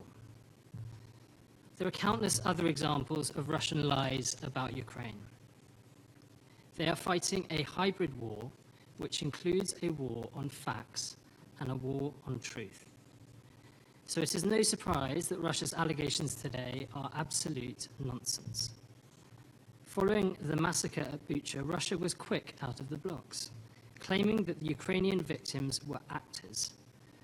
To say that is an insult to the suffering of Ukrainian people is a gross understatement. Russia has made a number of other absolutely outlandish claims today. To be clear, the UK has never prevented or stopped any peace negotiations between Ukraine and Russia. Nor could we. Ukraine's future is for Ukrainians to decide. Why does Russia find it so hard to imagine that Ukraine, as a sovereign country, makes sovereign decisions about the sovereign defense of its own sovereign territory? The blocker to peace is the country that invaded and annexed its neighbor. Russia's claim today that Bucha was staged is also a straight-up lie, and it's a disgraceful abuse of this platform. To expose the truth about Russia's war crimes, back in April 2022, the UK invited President Zelensky to brief the Council. And by the way, it is simply not true that we denied Russia a Council meeting. We offered to merge Council meetings, or we offered Russia a separate slot after the meeting that was already scheduled. But Russia preferred to turn it into a conspiracy theory. We need not solely rely on the testimony of President Zelensky or on the Ukrainian government. The UN's independent International Commission of Inquiry on Ukraine, the UN's Human Rights Monitoring Mission in Ukraine, the OSCE Moscow mechanism, have all named Russian forces as the perpetrator of the atrocities at Bucha. High Commissioner Volker Turk himself has said that the violations of international law in Bucha were attributable to Russian armed forces, based on information gathered during 12 OHCHR field visits and interviews with victims and witnesses. It is beyond absurd to suggest that the UN is somehow systematically involved in a conspiracy. Bucha is not the only place where Russian war crimes have been documented. The UN has also produced pages and pages of evidence from across Ukraine that Russian forces have committed indiscriminate attacks, torture, rape, the deportation of children, extrajudicial killings. So if Russia wants a discussion here about Bucha, what we should be talking about is accountability for Russian crimes. The UK believes that we should not be distracted by Russia's lies. We should remain focused on ensuring a just and lasting peace in Ukraine in line with the UN Charter. Our Prime Minister has spoken to both President Zelensky and President Trump to try to push this forward. Ukraine is ready for a full and unconditional ceasefire. We call on Russia to agree to that without further delay. Thank you. Next on my list is representative of China. Chair, the Ukrainian crisis remains ongoing, with the war causing significant civilian casualties, which is deeply saddening. Under no circumstances should civilians and civilian infrastructures be targeted by military activities. The parties to the conflict should strictly observe international humanitarian law and make every effort to protect civilians and civilian infrastructure. Currently, the political settlement of the Ukrainian crisis is at a critical juncture. The momentum for peace talks have emerged and a window for peace is opening. Recently, Russia and the US, Ukraine, and the US held negotiations in Riyadh and achieved a certain degree of consensus, although this is only a small step towards peace. It is, however, very positive and necessary. At the same time, the root causes of the crisis are complex and need to be addressed in an integrated manner, and there is still a long way to go to restore peace. We need more voices of reason urging for peace and promoting talks so as to continuously create conditions and build momentum for the ceasefire to end the fighting and for promoting peace talks. China's position on the Ukrainian issue is consistent, clear, fair, and objective. Taking the 4 points proposed by President Xi Jinping as fundamental guidelines, we have actively engaged with the parties concerned, working for peace and facilitating talks. China, together with Brazil and other countries of the global south, has initiated the establishment of a group of Friends of Peace on the Ukrainian crisis, which has continued to gather positive momentum in support of a political solution to the Ukrainian crisis. China welcomes all efforts towards a ceasefire and supports the conclusion of a fair, lasting, binding peace agreement with the participation of all parties and stakeholders that is acceptable to all. China is ready to continue to work with the international community to play a positive and constructive role in promoting a political solution to the crisis. I thank you. Next on my list is Panama.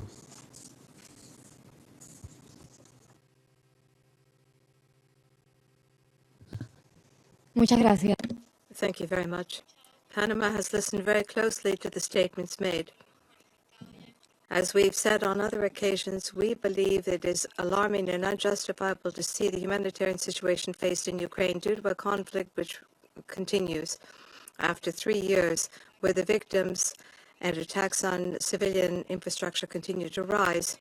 Recently, there have been attempts to put an end to this conflict through diplomatic means. We adopted Resolution 2774 in the Council calling for immediate end to the war and for just and lasting peace to be established between Ukraine and the Russian Federation. We remain convinced that only a serious political commitment through determination will lead to a sustainable path for peace. We reaffirm our commitment to international law and international humanitarian law, including the protection of civilians at all times, in all places, and in any conflict. We are also guided by the principles underpinning the UN Charter to guarantee and maintain peace, international peace and security. In the current circumstances and talks aimed at resolving this conflict, we call for a total, immediate ceasefire and an end to hostilities leading to dialogue and making it possible to ensure definitive peace in Ukraine as soon as possible. The misinformation campaigns and technology that are used to disseminate false claims continue to rise, and they provide false accounts. Misinformation should be avoided in any circumstances, particularly in armed conflicts which lead to civilian victims, and therefore it is essential for sources of information to be verifiable and credible based on observations on the ground or through witness testimony. That being said, in the case of countries such as Panama, which do not have intelligence services on the ground, it is absolutely essential for the information we receive to come from the UN and its agencies.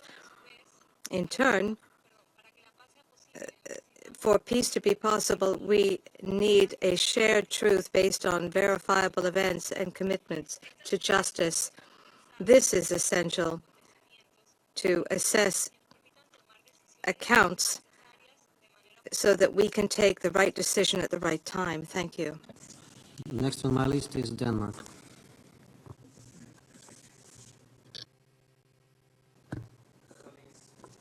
Once again, Russia is using and abusing the Arria Formula meeting in an attempt to rewrite the history of its illegal, full-scale invasion of Ukraine.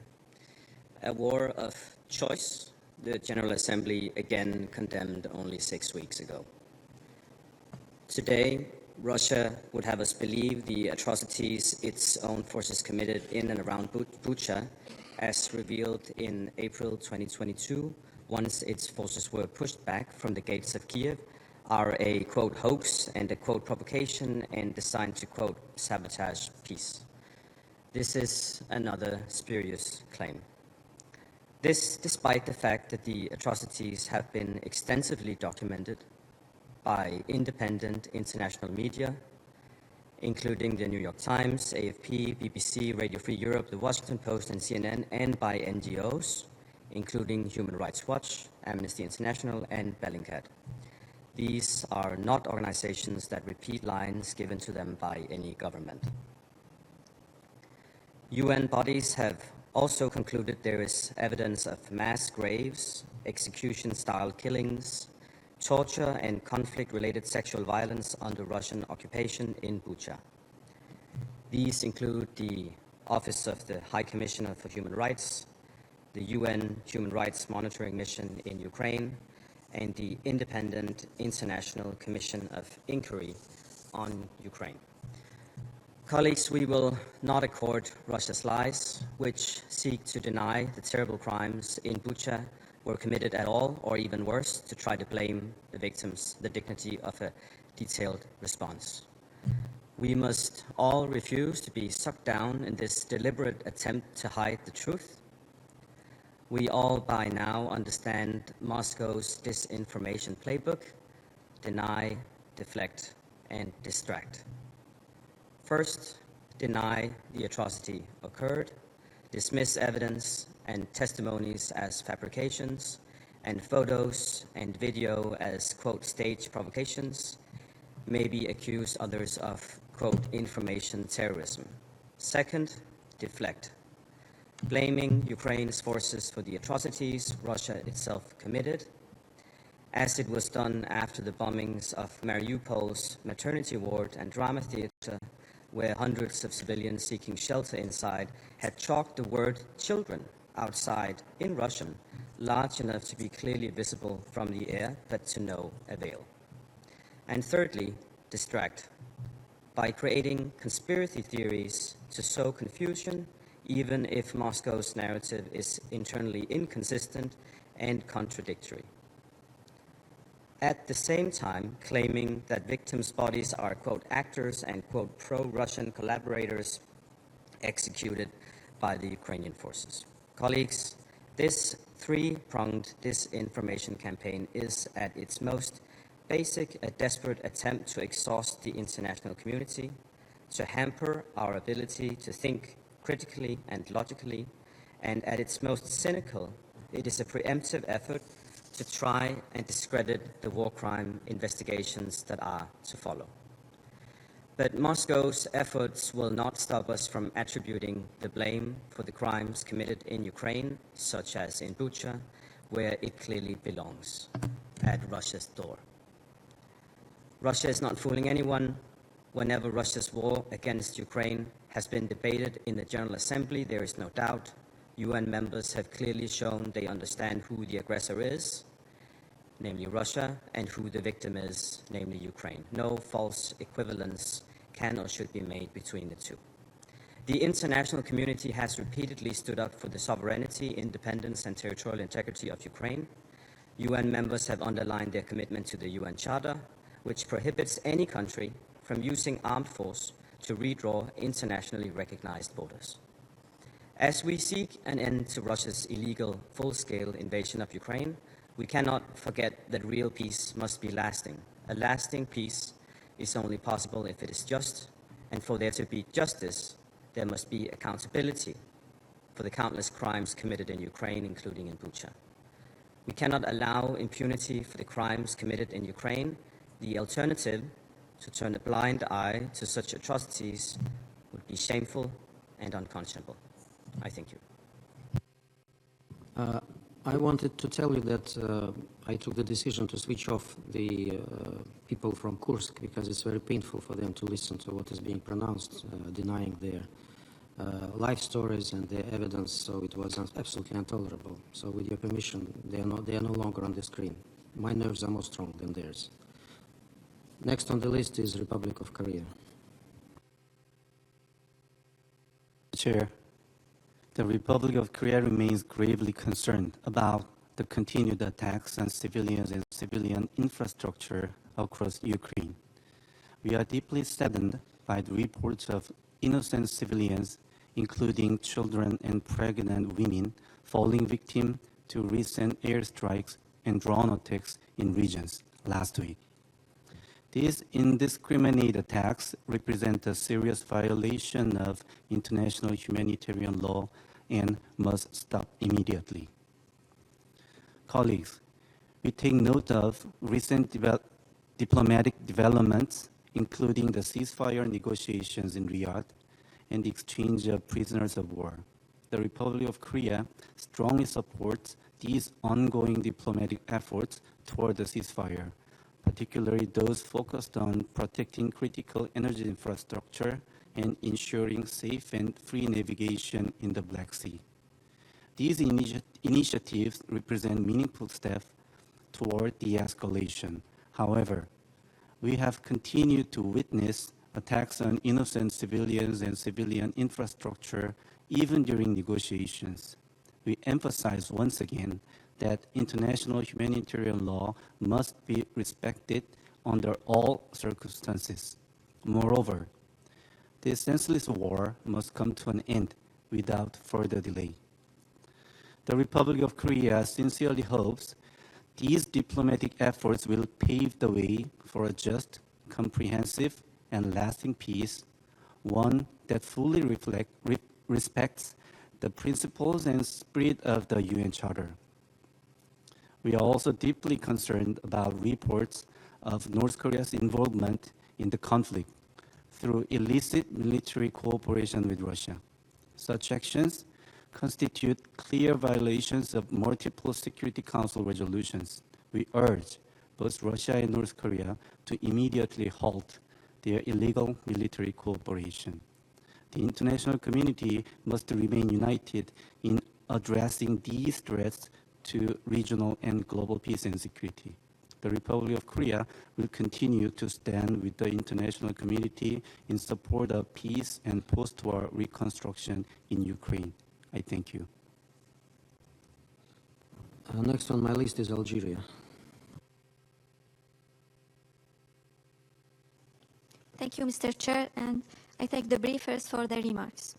Mr. Chair, disinformation has always had adverse and even dangerous effects, especially when purposely used to direct public opinion against the truth.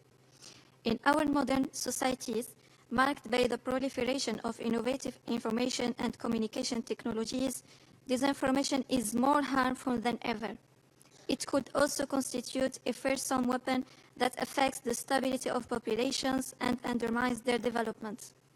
More concerning, the Machiavellian use of disinformation could even undermine crisis management by creating and amplifying local or regional tensions and conflicts. Therefore, disinformation not only destabilizes countries, but also threatens peace and security and endangers civilians. Mr. Chair, from the beginning of the conflict between Russia and Ukraine, the parties have frequently been mutually accused of using disinformation to influence the course of events or to blame each other, while civilian populations are still paying the highest cost. This conflict has caused deplorable loss of civilian lives and tremendous suffering and destruction that left many with no choice but to leave their homes for the sake of security and dignity. In this regard, Algeria reiterates its call upon both parties to avoid any conduct that leads to escalation of tensions, including through disinformation. Countering disinformation is critical. Promoting accurate information can play a vital role in advancing the settlement process and serve as a tool for peace rather than escalation. We also reiterate our call to preserve civilian lives and to promote inclusive and constructive dialogue and negotiations between the parties to reach a just and lasting peace based on the purposes and principles of the UN Charter and taking into consideration their security concerns. In this vein, the partial ceasefire agreements, although temporary and limited, are a positive step in the right direction. We encourage the parties to continue working toward achieving a comprehensive and durable ceasefire. I thank you. Next on my list is Slovenia.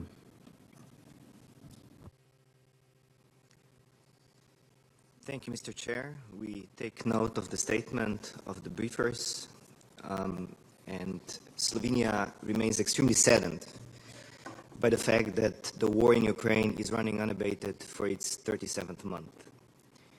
We welcome the peace efforts of the United States. We also welcome that Ukraine has accepted proposal for a 30-day full ceasefire and call on Russia to do the same.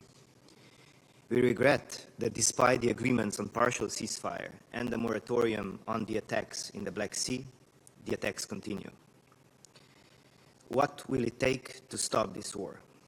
What needs to happen to stop the dying of Ukrainian men, women, and children? How can we stop this reckless destruction of civilian infrastructure? These daily violations of international law. It will most definitely not stop by playing a blame game, a game of accusations, claims of false narratives, and disinformation. If we want to stop it, we need to convene meetings that speak about facts, verifiable information, built on objective common understandings. This can be a basis that can bring about peace that Ukrainians, as well as all of us, so desperately need. Let me therefore give you the following facts and common understandings that can be used if we are to solve this. First, it begins by acknowledging the subject concerned in its rightful context. As recognized by the General Assembly, we're talking about a full-scale invasion of Ukraine by the Russian Federation. Second, Ukraine is a sovereign and independent country which enjoys unity and territorial integrity within its internationally recognized borders. And third, if we are to pursue a just and lasting peace, we will need to acknowledge that it must be in accordance with the UN Charter. Mr. Chair, we cannot and do not accept selective references to international law violations. Neither can we overlook violations of international humanitarian and human rights law committed by the Russian Federation, including those captured in numerous reports by the UN Commission of Inquiry and other UN bodies. The war crimes committed in Bucha are also well documented. Mr. Chair, discussions on disinformation and sabotage of peace are counterproductive. One could claim they're actively blocking the path to peace, weakening diplomatic efforts, and preventing meaningful dialogue to take place. They're breeding grounds for mistrust, and they only extend the suffering of innocent civilian lives. We reiterate our call for this war to stop and for full respect of the principles of the UN Charter and international humanitarian law. True peace can only be achieved through dialogue and respect for international law. This very organization is rooted in respect for each other, respect for international law, respect for multilateralism. Let us return to these basics. I thank you. Just a little note, our interpreters will be with us until 5:10, and I think we will be able to proceed without them. Everybody who is left in the list will speak English, I assume. So next on my list is Pakistan. Mr. Chair, my delegation thanks the briefers for their testimonies. The conflict in Ukraine has brought immense human suffering, both physical and psychological, for the civilian population in the affected areas. Protection of civilians in armed conflict is an obligation that must strictly be observed by all parties in keeping with their obligations under international law and international humanitarian law. Mr. Chair, Pakistan has always favored a dialogue-based solution to bring an end to this conflict. We welcome the limited ceasefire agreement that has been reached between the parties and hope for an early end to the fighting. We support the recent diplomatic efforts towards that end and call upon all parties to earnestly follow the path of negotiations and work towards a just, permanent, and durable settlement, which is in line with the UN Charter, international law, the relevant multilateral agreements, and at the same time is responsive to the legitimate national security interests of all sides. Mr. Chair, in this age and day, disinformation is increasingly being used as a powerful tool to manipulate opinions, blurring the lines between truth and falsehood. The proliferation of social media, coupled with AI and warp speed dissemination of information, has increased the acuteness of this challenge. State and non-state actors often exploit the digital platforms to spread false narratives in order to achieve self-serving political outcomes. Regrettably, my country has been a target of systemic and deliberate disinformation campaigns by one particular country in our neighborhood. The discovery by EU Disinfo Lab in 2020 of a perfidious network of more than 750 fake media outlets and websites, direct control of more than 10 NGOs accredited to the UNHRC, resurrection of dead people, and impersonation of EU institutions to spread lies and concoct apocryphal stories about Pakistan is a case in point. EU Disinfo Lab's report still stands as a stark reminder that digital sophistry and distortion of facts poses significant challenges for global security and diplomacy. Addressing this phenomena requires coordinated efforts to promote media literacy and strengthening of international cooperation against such malicious campaigns. Cognizant of this threat, Pakistan spearheaded the adoption of UNGA Resolution 76/227 in January 22, aimed to counter disinformation while promoting and protecting fundamental human rights. My delegation fully supports the resolution's call for countering disinformation through policy measures, including education and capacity building for prevention and resilience to disinformation. We also endorse the resolution's affirmation of state responsibility to counter the dissemination of disinformation in keeping with the international legal framework of human rights. I thank you, Mr. Chair. Thank you. Next on my list is Somalia.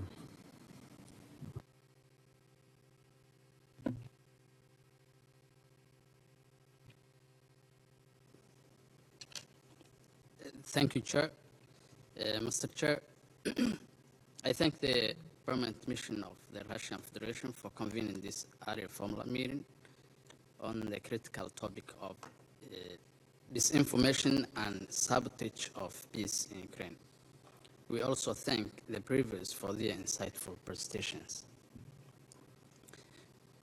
The situation in Ukraine remains a matter of grave concern.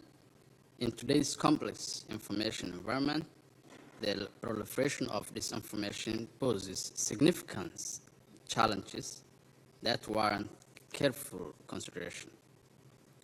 We must acknowledge that disinformation can undermine trust, exacerbate tensions and embed constructive dialogue aimed at resolving conflicts peacefully. When falsehoods impaired unchecked or spread unchecked, they erode the foundation necessary for achieving sustainable peace.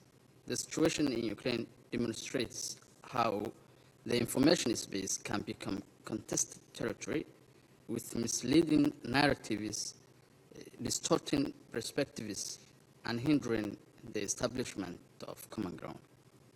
In this context, fostering open and transparent communication channels becomes paramount. We encourage all stakeholders to prioritize fact-based communication and to create a space for unimpeded dialogue. Independent verification mechanisms, transparent reporting, and access for international observers are vital tools to counter disinformation. We strongly advocate for peaceful negotiations and diplomatic relations as the most viable path towards lasting stability in Ukraine. Our shared objective must be to support all efforts that promote understanding, foster reconciliation, and ultimately lead to a cessation of hostilities. It is essential to remember that civilians bear the greatest burden in this conflict. Their protection and welfare should remain central to our discussions. Humanitarian considerations transcend political divides.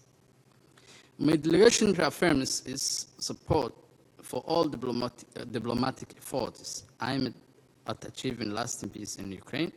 We stand ready to contribute constructively to initiatives that promote confidence-building measures and advance the interests and welfare of all affected populations. I thank you. Thank you. Next on my list is United States. Mr. Chair, the United States takes note of the statements given by today's briefers. Our objective is to remain focused on achieving a comprehensive ceasefire and a lasting peace. As Russia has called this meeting on Bucha, we must acknowledge that there is overwhelming evidence Russia's forces have committed atrocities in Bucha and elsewhere.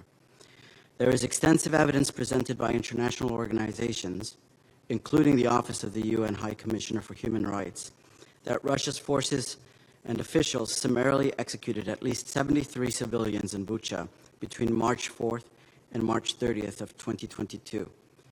Mass graves found in Bucha from that period contained hundreds more bodies. As for the allegations of staged killings, all evidence refutes this claim.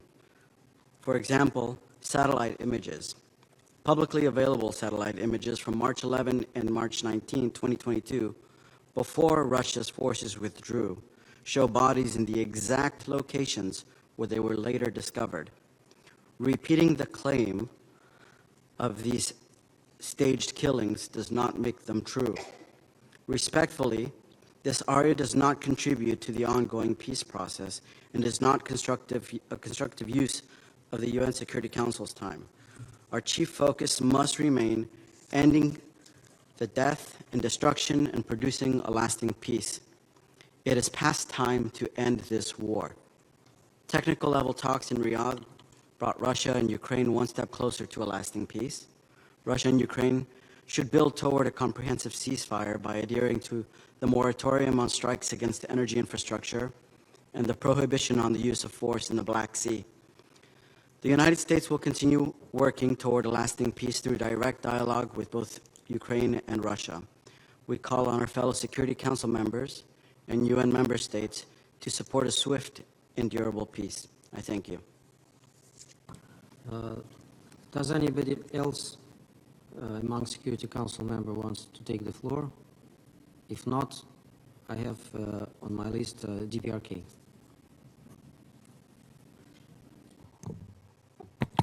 Thank you, Chair. I thank the briefers for informative and elaborative accounts with regard to disinformation campaign conducted by Ukraine and its Western supporters. Testimonies given by briefers are deeply appalling and shocking. The telltale accounts of witnesses help the international community to understand clearly the truth of the Bucha case, as well as the brutal crimes committed by the Ukraine in other regions, including Kursk region. Disinformation has become one of the most pressing challenges facing us today. The persistent spread of false or misleading information runs the risk of invoking misperception, misunderstanding, and distrust, which will undoubtedly lead to deep divisions and confrontation. The Bucha case is a good example of a disinformation campaign conducted by Ukraine and the European countries as a part of attempts to meet their own political agendas against Russia. In order to ensure objectivity and impartiality in terms of clarifying the Bucha case, it is imperative to accommodate and address the due concerns of the Russian Federation. To name just a few, the incapability of the UN Secretary General to get the list of victims, non-response of the UN Office of a High Commissioner for Human Rights to Russia's request for cooperation. On the other hand, it is deeply concerning that while inflating the Bucha case, the Western countries are intentionally turning a blind eye to the brutal crimes and violations of international humanitarian law of the Kyiv regime committed in other regions, including Kursk region. Amid signals for coordinating the Ukrainian crisis in a peaceful manner, such disinformation campaign and double-dealing approach will derail peace efforts, and accordingly, those responsible should be held accountable. The Western countries are well advised to refrain from disseminating one-sided false narratives and supplying lethal weapons to Ukraine if they are really interested in saving the civilian lives and facilitating the peace process. Just briefly to respond to the absurd remark of the ROK, the DPRK Russian Federation cooperative relationship fully accords with the UN Charter and international law, and as such, nobody is entitled to interfere with it. Moreover, ROK, which is in hot pursuit of a vertical alliance of aggressive nature with the United States, has neither qualification nor justification to tamper with a normal cooperative relationship between the DPRK and the Russian Federation, anchored on sovereign equality. I thank you, Chair. We've heard the last speaker. Before I end the meeting, I want to share brief remarks with you. I understand that today wasn't the easiest Arria Formula meeting of the Security Council that you all attended. It was full of emotions and troubling facts, which are extremely unsettling for everybody. Predictably, those selectively blind and deaf among us chose to call our meeting propaganda and manipulation. Frankly, colleagues, it looked pathetic and unconvincing against the backdrop of the evidence, including first-hand one, that we provided. But instead of focusing on their faint-heartedness, I want to thank those who dared to listen to our briefers and opened their hearts to the emotions and pain that they endured. Colleagues, when we speak about sustainable peace, we have to build it on solid basement and not on the lies and manipulations. And that is why we insist on addressing the root causes of the conflict that started not in February 2022, but 8 years earlier, after the anti-constitutional coup d'etat in Kyiv in February 2014. And this animal cruelty, hatred towards everything Russian, dates back to that period. If you dare to listen to the residents of Donbas when they asked the UN Security Council to come to their help, you would hear the same accounts of mass killings of civilians, unfathomable atrocities, torture, rape, degrading treatment of everyone who dares to defend his or her Russian identity. You just didn't want to listen to them, as you turned deaf ear today to the residents of the Kursk region, who shared with you their pain and sufferings, counting on a certain compassion, ideally support and solidarity. But for our Western colleagues, those in Kursk who lost their loved ones and faced atrocities are just an annoying obstacle to the promotion of a Ukraine is always right narrative. By behaving in this manner, you, colleagues, undermine credibility of the UN Security Council and the UN as a whole in the eyes of those in the world who watch this meeting and who naively believe that truth and iron-cast evidence matters for all members of the Council. As I mentioned, these terrible crimes of the Kyiv regime didn't start in Kursk, neither did they start in 2022. They began in 2014, and we started our special military operation exactly to stop these crimes and to eradicate the evil which nested in Kyiv and proclaimed the war against everything Russian with the blessing of our Western colleagues. Those who have ears, eyes, and hearts must have realized through the accounts of our briefers today the true colors of the Kyiv regime and why we are saying that we are not fighting Ukrainians, but we are rather fighting Nazis in Ukraine.